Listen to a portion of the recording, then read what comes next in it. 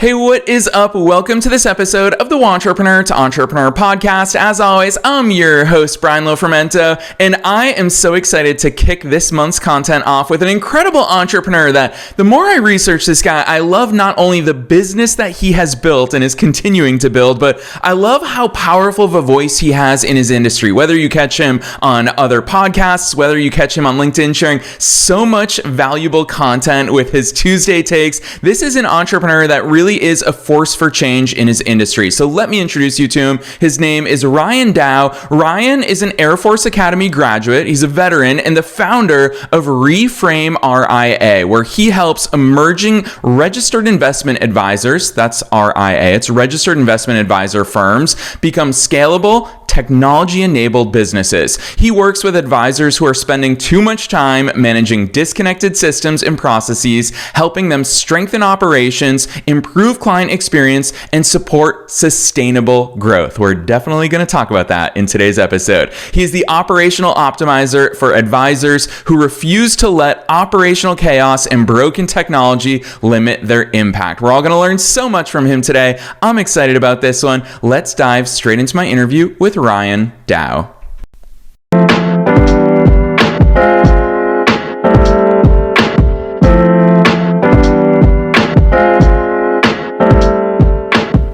All right, Ryan, I am so very excited that you're here with us today. First things first, welcome to the show.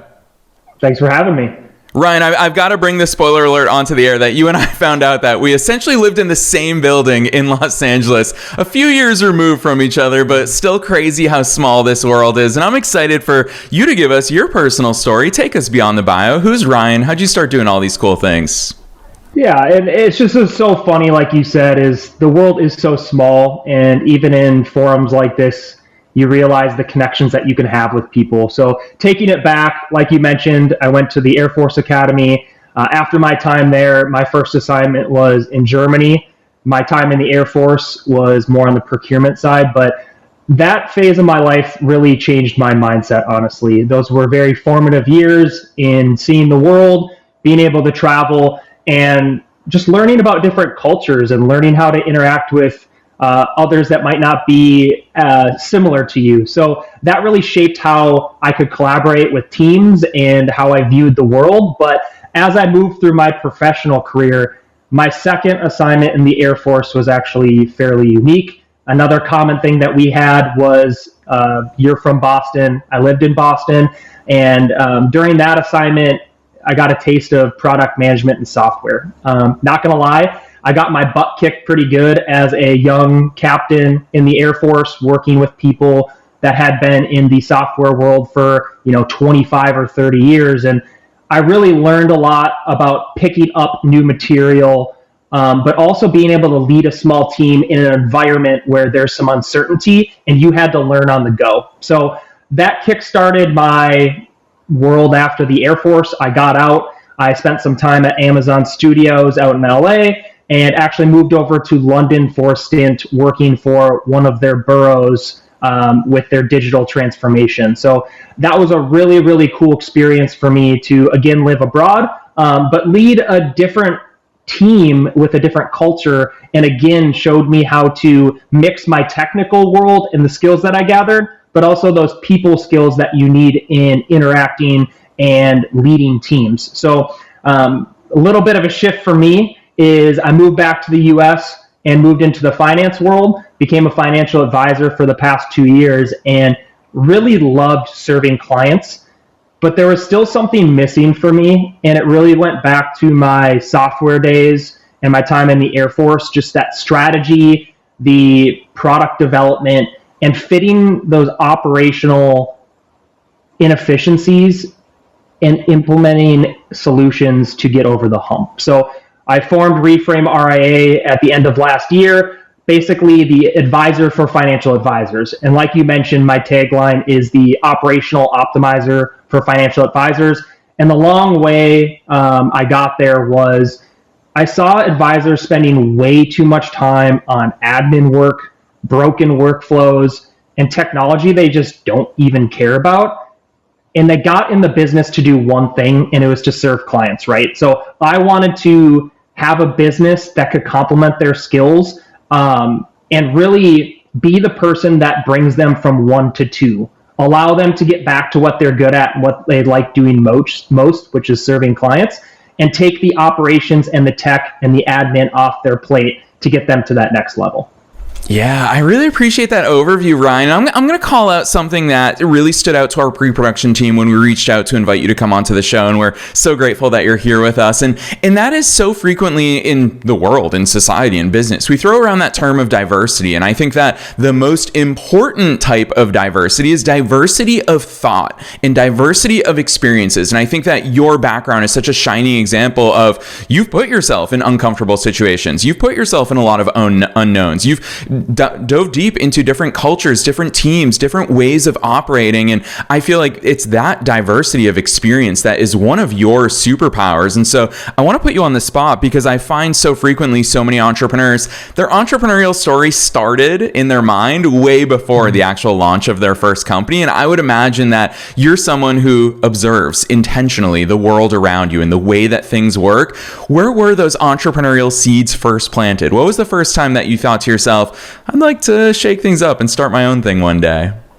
Yeah, that's a great question. And I want to go back to one thing really quick that you said, because it is a shameless plug for my Tuesday takes on LinkedIn. But mine today was actually about the nonlinear path is actually a feature, not a bug for people. And I see that cross-functional expertise as teaching me, but also others, that ability to see problems from multiple angles, to borrow solutions from different industries, and really connect ideas that others will miss. So I think, to go to your actual question about when did that seed get planted, I think back to my time at the Air Force Academy, and you're just surrounded with so many driven, intelligent people. And I saw a few of my friends start businesses or start formulating thoughts around business, and just watch them progress through their careers and the success they had from an early age, even when they were in the military. So they did that alongside it. And for me, it was really then seeing other people and believing that it could be possible.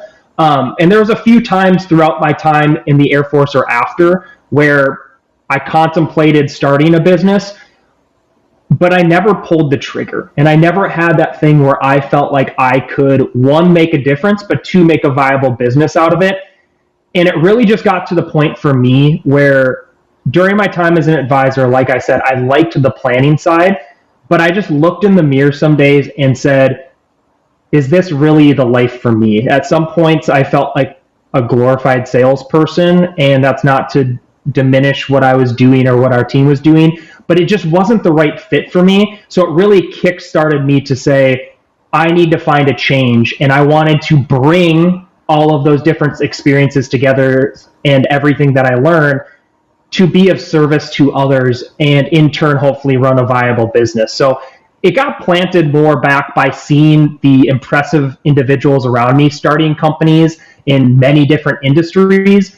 And after some trial and error, and honestly just not taking the jump to do it, I just pushed myself, in the last 6 months to say, all right, there's no better time. Either sink or swim, try this and see if you succeed.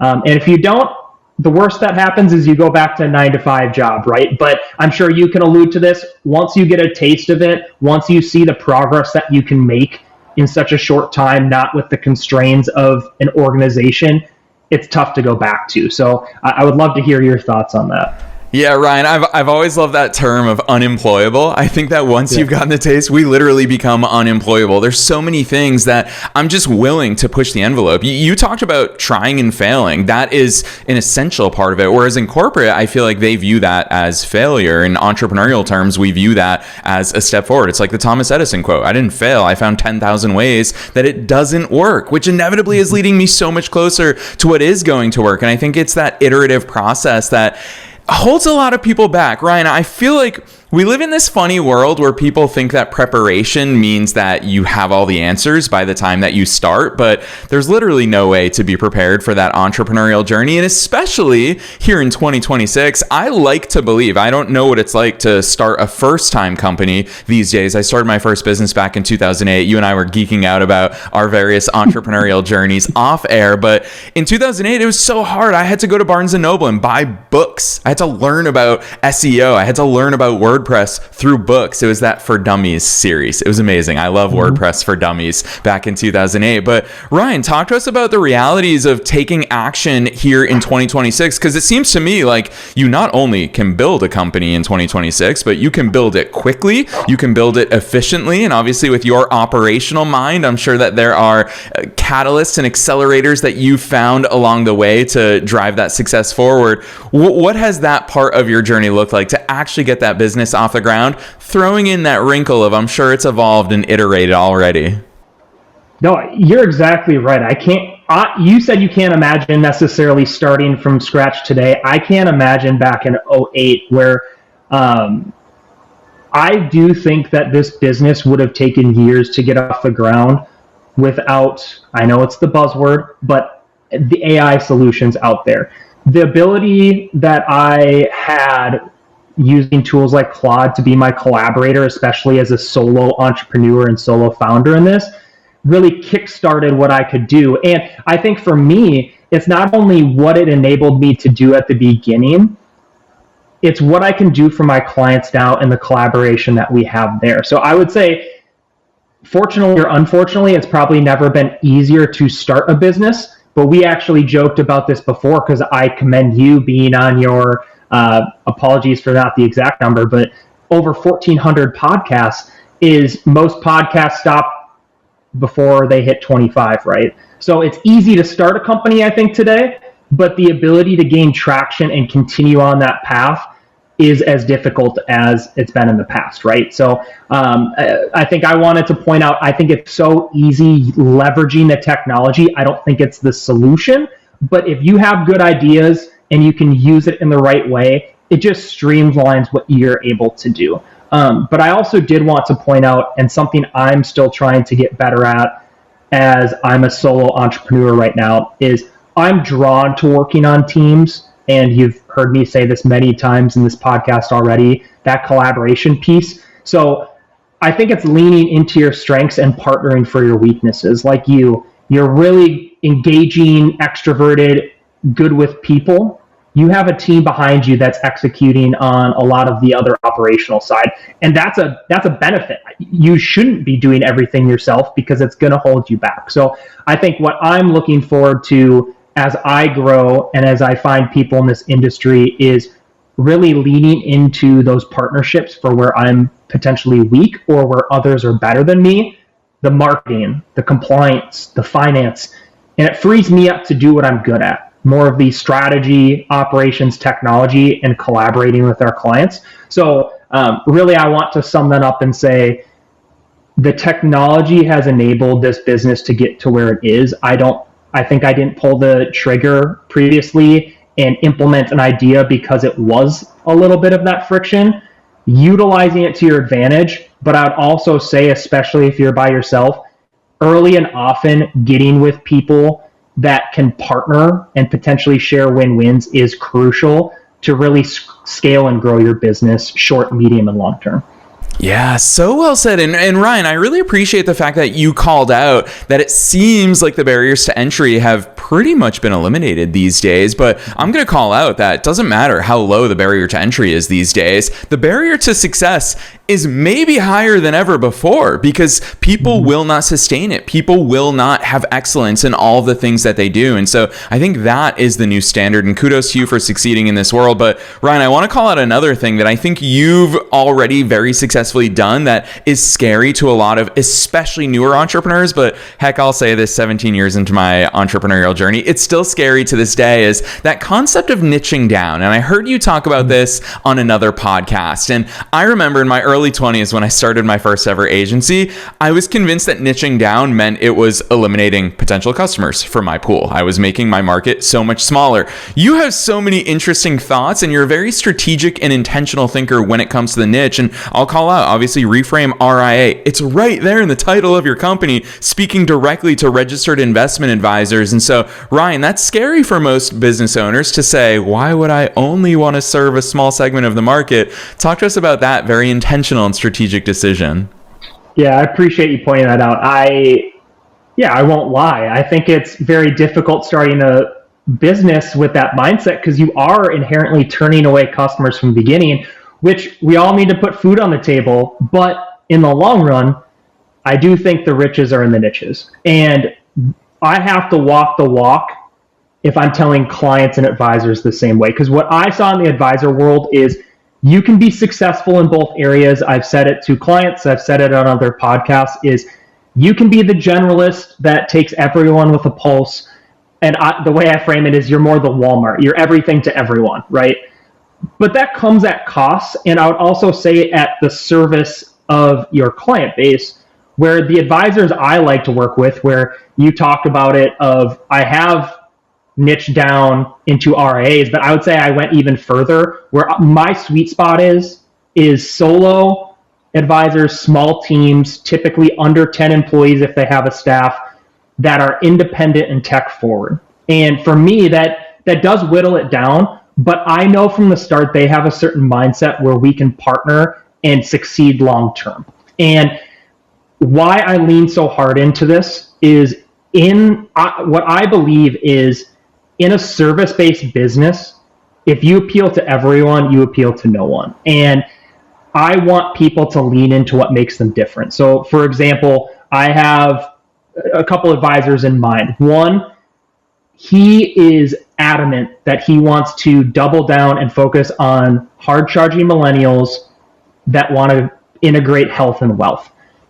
And that is such a differentiator than walking into another advisor. Is we're putting together a quarterly and annual deliverable, mixing that health and wealth, really mind, body, soul, and finances mixed across that whole portion. How many people out there are walking into their financial advisor and getting that? It might be an update on their investments, and he's very much taking seriously that holistic approach. And in my opinion, and his opinion, that's going to create for a more sustainable and successful business in the long run. Another example is, just falling into an advisor I work with. She comes from a family that ran their own manufacturing company. So from an early age, she had that entrepreneurial spirit, understood running a business, but also understood that if you tie up all your wealth in that business, it makes it harder and harder to quote unquote retire and get out. You basically have to sell the business for you to go and live the life that you want to live. So it really shaped her opinion on how a business owner can structure their finances and their entire wealth. And she wrote a book about it. She's doubled down on it. And that's so easy for us to tell a story there. And I think that's where the intersection of, when you niche down, your operations will get more streamlined because you're creating processes and activities for a single set instead of 100 different types of examples and clients. Your advice will be tailored to that client. So working day in, day out with that sort of individual will give you a level of expertise and insight that's not replicated by other advisors. And that last piece is, you're just being your genuine self. So your marketing becomes so natural. And it's so easy to find and connect with those people. Is in a service-based business, if I just blast it out to everyone and it's not relevant to 99% of them, it's just going to, blow away in the wind. If I can very much target my messaging and target the individuals, it's going to make my marketing a lot more effective in the long run. So for me, while you're cutting down your potential pool in a service-based business, I do believe the riches are in the niches. And it's not only going to allow you to succeed in the long run from a customer standpoint, it's going to streamline operations, it's going to streamline compliance in the finance industry, and it's going to streamline your marketing. Oh, Ryan, I so appreciate those insights and really how intentionally you think about all of these things. I'm sure for every single listener, it hits differently. That's part of the fun of being a podcast host, is knowing that as you and I are talking, every single listener is listening through their own lens for their own business. And I know that it gives us all so much food for thought. And I want to go deeper into the actual functions that you play, because you've brought up the intersections, you've brought up the deep service to your clients, and your role must be a ton of fun. I'm convinced I have the most fun job, Ryan, but it seems like you also really enjoy your job because you get to be part COO, part CTO. It's really that hybrid blend, but both of which go very deep into your clients' businesses. What does that experience look like for you to walk into a business, make sense of all the moving parts, make sense of all the different people, make sense of all the clients and everything that business has going on? What does that look like for you to get in there effectively, obviously quickly and efficiently, and also start to make or map out and then start to make those changes? For me, this is where the breadth of experience comes in, because at the beginning, for me, it's more my product management brain and skills, where I'm almost the master question asker, and I'm coming in from a strategy point of view, really figuring out what we're trying to accomplish. So going back to, who are you trying to serve? What are their expectations? And then crafting, what services do you need to provide? And in turn, that will help dictate the operations we need to streamline, the technology that we need to use, and the marketing type of activities that we need to reach that intended audience. So my product management standpoint is, I'll meet with clients, and we're really starting from that foundation to understand who you're trying to serve, why, and what they expect. From there, we move a lot more into my project management days of the operationalizing of those workflows and mixing that with my tech side from product management to say, okay, what's the best piece of software or technology to get this job done? So while a lot of advisors and people in my industry jump to, ooh, this is the best CRM, or this is the best AI note taker, of course I have my preferences, but I never want to start with the technology, because for me, it's just the amplifier to what you do. You need to get the things right about who you're trying to serve, what they expect, and what activities you need to accomplish to meet and exceed their expectations. So, and then we really talk about, okay, let's map out your workflow. Let's see what falls into a non-valued activity that we can eliminate, or what can we get better over time, and really come up with this automated, streamlined progression for you to walk through, where you're not having to do 100 different processes for 100 different clients. It goes back to our niche area, is if we have a similar type of client, most of their questions are going to be the same, most of the annual service calendar is going to be the same, most of the activities are going to be the same. So we can have one or two workflows that we can automate and streamline and augment with technology. So this frees up time and energy for the advisor to meet with more clients, meet with more prospects. But my goal is actually just to free up their time. And that might mean spending time with family, taking vacations. It's really just allowing them to live the life that they want to live. And that's my goal in all of this, and in service to others. I think that if I can free up advisors with their time and energy, they'll in turn give better service to their clients, making this world a better place. And if I can free up the time and energy for advisors, I hope that gives them the ability to live the life that they want to live, and whatever that means. Ryan, I'm not sure I've ever asked this question on air, but in 1,400 plus episodes, I'm so intrigued to see where you take this question. And it's a part mindset question, because when we talk about saving advisors, entrepreneurs, business owners, leaders, managers, when we talk about saving them time, what I have found in 17 years of being an entrepreneur, and of course, interviewing so many incredible entrepreneurs, is that when you save us time, we tend to find new ways to make ourselves busy. And we tend to feel like, oh my gosh, well, now I've got this time. I need to do something. And shiny object syndrome can kick in at that time. There's so many different things that happen when you free up our time. I would argue that a lot of times we end up forgetting what matters, and we end up investing our newfound time in things that don't matter. And so talk to us about that side. The benefits of your work really frees them up, but what is your guidance in going deep into their mindset of, well, what do we do with that time now? Well, one, I feel honored if this is the first time you ask it. I don't know if I should take that as a good thing or a bad thing, but I will take it as a good thing. The way I do this is I've really challenged a lot of advisors, because I think as entrepreneurs, self-starters, we're conditioned to not want to sit still, right? We always feel like we should be doing something, and if we're not, we're being lazy or failing. And I think there's a healthy balance there. I struggle with it myself, but what I've tried to do with advisors is let's think different and be different.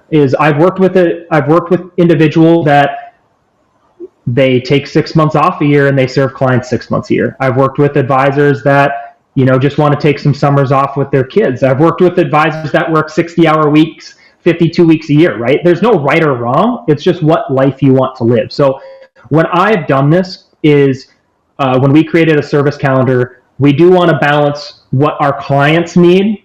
And then I really challenge the advisors to say, what do you want? What do you need? And it's went through a few iterations with an advisor I've worked with. Is we originally had, our annual service calendar with activities every month. And when I said, what life do you actually want to live? They just had their third child.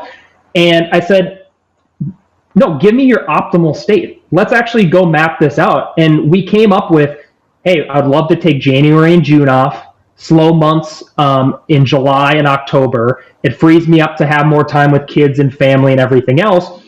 And I was like, great, let's actually go shape your calendar around this and put the activities in there. When you have those things to do, let's get them done. When you don't, take time off. And I would honestly argue with that time off, he's going to still be thinking about business, but now it's on 10x type of things instead of grinding day to day in the business, not getting him anywhere. So for me, what I try to do is really challenge them to come up with an optimal state game plan. And then we can bring that into operational workflows that they don't have to think about and they can just execute. And so you're really saving time and energy from both areas, and that'll free them up to enjoy their lives. But I do think, let's be honest with a lot of our entrepreneur friends out there, it's just going to free them up to think bigger about their business and potentially ideate about where they want to go next. And that's also my goal too, right? Is enabling them to have those conversations and those thoughts instead of just responding to every email, fixing broken workflows, and just thinking they have to do things because that's the way they've always seen it be done. Wow, Ryan, you crushed that answer, which is why I have to put you on the spot in an even bigger way. I'm going to flip the spotlight entirely onto you because, of course, all the things you said are also equally true for you in your own business. So I'd love for you to take us behind the scenes into your executive time. When Ryan Dow sits down and thinks about what the future of Reframe RIA looks like and how you can grow your own company, not just the work that you do for and with your clients, what does that executive time look like? What are the questions you ask yourself? How often are you carving that out? What metrics do you pay attention to? How do you avoid shiny object syndrome? I'd love for you to take us there.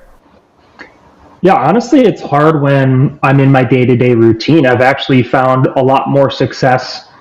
A good example is earlier this year, we were on a trip out in Palm Springs. I was tagging along to my girlfriend's work trip, and it got me out of my element, but it was really just me kind of relaxing and giving myself a cup of coffee on a nice morning. And I'm a big writer and I like to diagram things out. So I just gave myself that hour, 2 hours to sit down and game plan what I want to do. But I would almost say for myself, I need to take myself out of the day-to-day routine, because when I'm sitting in my apartment in front of my computer, I do feel that I need to make progress on my business day to day. What do my clients need? What does the business need? And then the shiny objects of like, ooh, I saw this cool thing out there. How should I implement it? So to take a step back, I think my executive thought process is just really understanding what life I want to live and asking me those questions that I ask advisors is,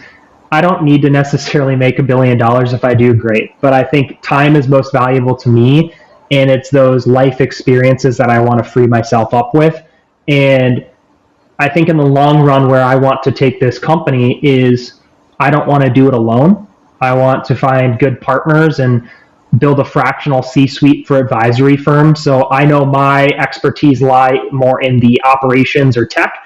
If I find people that do that better, I am more than happy to partner with them too, and maybe be more of the visionary CEO type and allow others to be better at executing on these. But where I want to take this business, and the question I've asked myself is, I don't want to do this alone for forever. So what does that mean? And I think finding co-founders or partners to expand our reach and our operations, and bringing in experts from a fractional CFO, fractional CMO, fractional compliance officer is the next stage I would want to bring this. And where I really want to go back to is learning from your experiences again, because my last advisor firm hired on a full-time CE or COO. Very much needed. They needed to get that to the next level, but guessing what they're paying that individual, getting into this business, I questioned to myself, well, what if we spread that cost a fraction of the time, a fraction of the cost, with experts that have worked in the industry with many different firms and can bring those learnings in for the same cost they would pay one individual full time? Would that actually kickstart their business a lot more than that one individual that's there full time? So I've actually talked to an advisor recently about, why do you want to bring someone on full time? That may be the best decision for some companies, but I would argue that really what would be beneficial for advisors, but I would say where the industry writ large is going, is a lot more of these fractional experts for their wisdom that they can hire without having to pay them a couple $100,000 in benefits. They'll bring these people in to work full-time, part-time, if that makes sense, and really enable their business to get to the next level without having to outlay a bunch of that capital. So that, the question you asked is, these are the things that I'm thinking about and where I want to go, and how I start thinking and framing a lot of these problems for my executive time is, what life do I want to live? And then thinking through, how do I want to build that up to get there?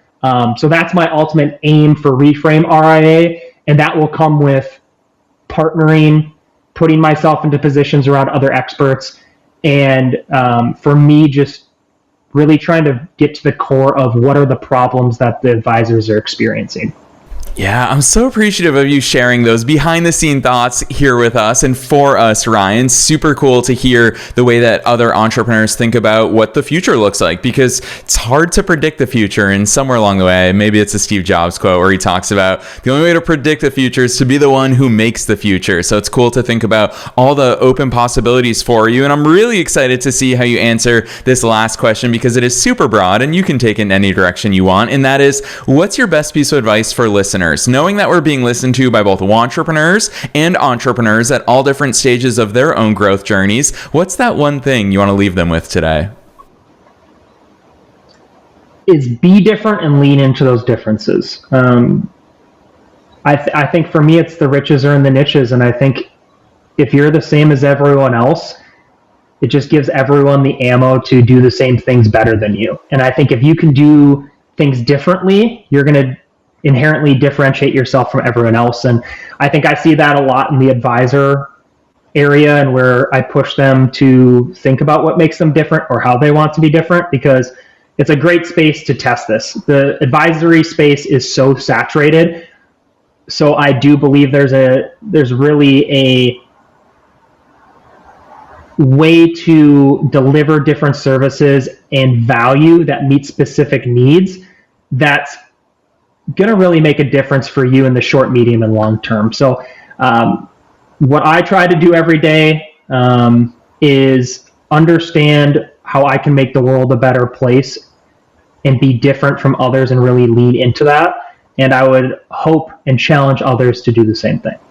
Yes, I love that advice. And Ryan, what I really love about the way that you operate as well is just how much goodness you constantly put into the world. Not only your appearances on podcasts such as ours, which I'm so grateful for, but also you and I have both teased your Tuesday takes. You're putting so much good stuff out there. Whether someone is an investment advisor or not, you are always sharing your thoughts in really meaningful and impactful ways, not for yourself, but for others. Something that I always remind listeners of is that none of us, we don't do this for fun. We do this because we really want to be of service to others, and service is such an incredible theme throughout your career and throughout your life, Ryan. So for listeners who want to find all the great work that you're doing online, drop those links on us. Where should listeners go from here?